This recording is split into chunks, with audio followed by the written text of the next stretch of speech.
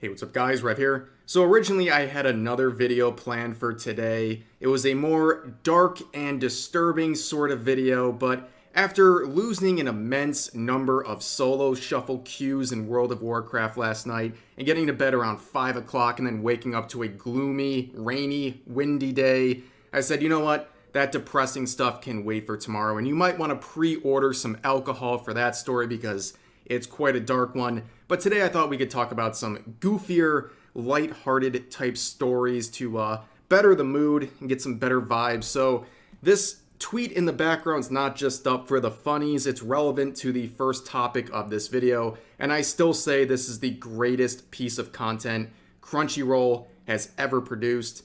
But right now, a lot of people are angry at Joey the Anime Man currently. After making this tweet, a lot of people are calling him fake and saying that he exposed himself with this tweet right here. So it says, "Wincest is trending in Japan, and I am not okay with this." So a lot of people have construed this as him having an issue with even fictional renditions of this concept.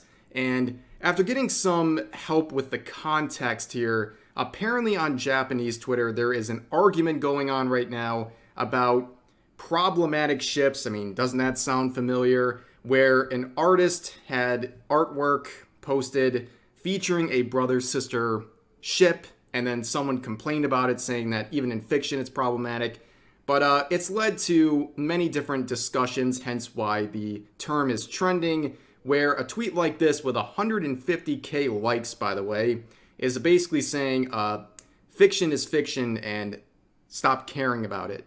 So that's a pretty good result in terms of that debate going on in Japan. That gives you some hope that they're not falling to our kind of disgusting turn of discourse related to fictional content like that. But people are, yes, calling out the anime man, saying he's fake for this one.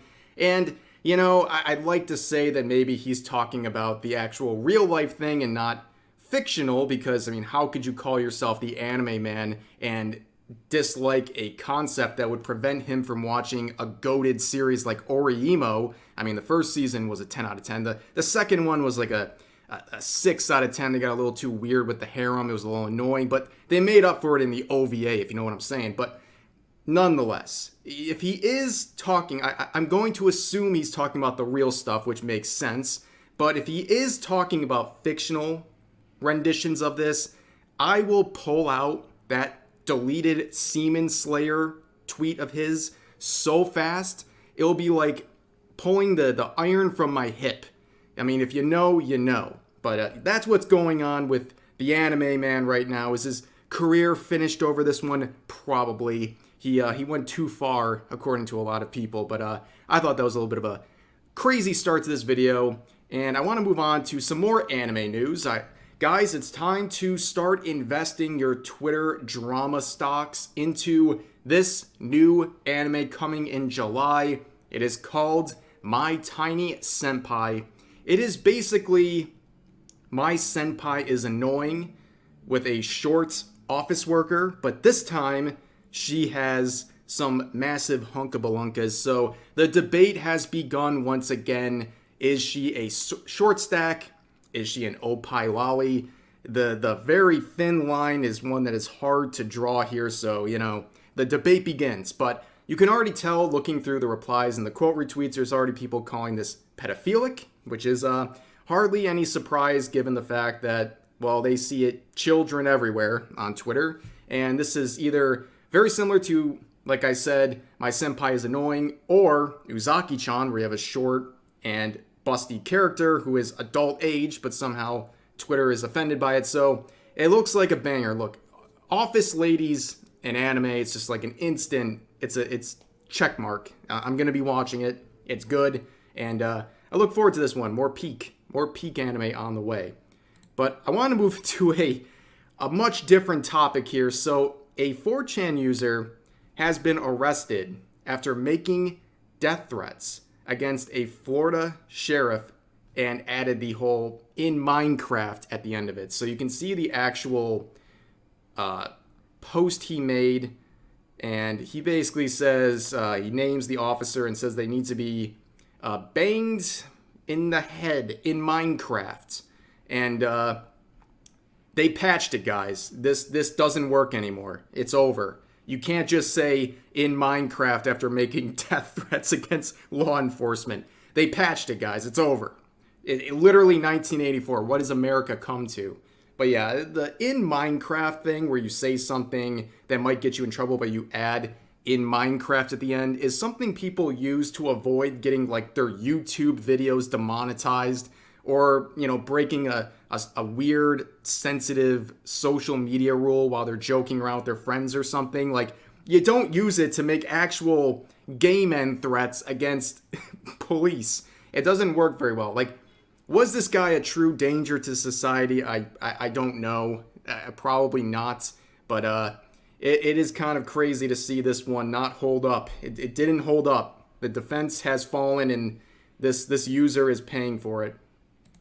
Now, some other news here. It appears that Hogwarts Legacy has made another achievement. We're not going to go deep. Like I said, I've wrapped up Hogwarts Legacy in terms of the drama, but we're just going to look at like little small stories like this are still fine in my book, where now Hogwarts Legacy has officially outsold Elden Ring in the United Kingdom. That is staggering. That is just another piece of evidence showing that the boycott has completely and utterly failed, not only just to a funny level, but to a monumental and historical level. And I thought you guys would appreciate a little bit of an update on that situation. It's something pretty small, but just goes to show we can keep having a laugh about this whole situation. Another thing I saw was this tweet. A lot of people were angry about this one, where this artist said, "I'm glad they censored Juri's SFV fits. I like the black way more than the bare cleavage, plus Juri didn't even need it." So whenever I see an artist saying, "I'm glad they censored," I'm like, all right, pack it up. This tweet sucks. And look, I get it. I get the preference. That's fine. But I don't really like any form of censorship. I don't know about you. And this thing where people, they don't like the idea of having multiple outfits or toggles to turn off outfits. Like, if you really like these, you can like them. You can like one over the other, but why not just have both and have this as an option if you don't like the cleavage on the other one? I never really understood that. It's so black and white to people. And honestly, it always irks me the wrong way when an artist is saying these things. I don't know. Even this more casual push for censorship, I think, is always a bad thing. And it's just not necessary. And also, she looks a little wonky. Like, for Juri, you know, it's looking like some ham hocks down here. It's not looking good. That's a real disgrace to that character, if you know what I'm saying. But going into the final part of this video, it kind of relates to that. I think it's a good jumping off point. This tweet has developed a lot of discussion. It's saying it's actually so effing over, it never even started. And it's showing the manga selection at a store versus the graphic novel section at the same store. Obviously, the manga section is much bigger. And I have watched this happen in real time throughout my life. I remember when I was a kid, I would go to Barnes & Noble, for example, and I would go check out the comic books. I'd look for the Spawn. That was my favorite. See if they had any new editions out. And it was just an endless, long line of graphic novels, and there was just infinite selection. But now, manga has completely overtaken. Manga used to be like the little small shelf in the corner, but now manga is typically one of the biggest ones in places like Barnes & Noble. I know the one near me, there is 4 shelves where the front and back of the shelf, so it's more like 8 shelves, are filled with manga, and it's actually good. There's actually good selection. You can find some even more off-brand titles.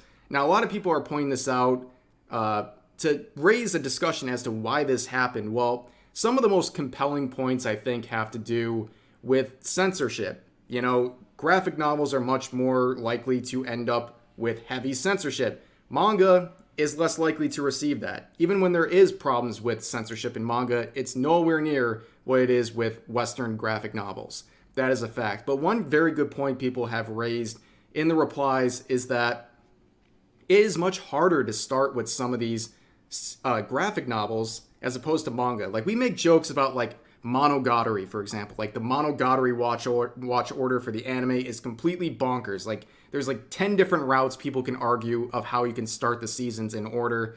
But for overall, when it comes to manga, it's very easy to just pick up a series and start, because you start with chapter 1. That's it. It's very simple and straightforward. It's easy to get into. But with certain things, like if you want to go read about certain editions of a superhero, you might have like different universes and different renditions that are completely contrasting each other and completely messing up the timelines and the lore and the whole story. And it's like, it's almost impossible to find a linear route to consume all of that content. And it gets very confusing and it's overwhelming to someone who is new to that series or character or whatever. And it's hard to get into. And that's one of the reasons why we end up with a situation like this. But that is a pretty loaded conversation. And much like the other stories from today's video, please share all of your thoughts about it in the comments section down below. Like I said, tomorrow we will return with the original story for today. I just thought we could use something else for today, and yeah, buckle in because it's a dark one. It's not a fun story, but you know what? It's important to cover, so we're gonna do it, and we're gonna get through it together. And I hope you guys enjoyed this video, and I'll see you next time.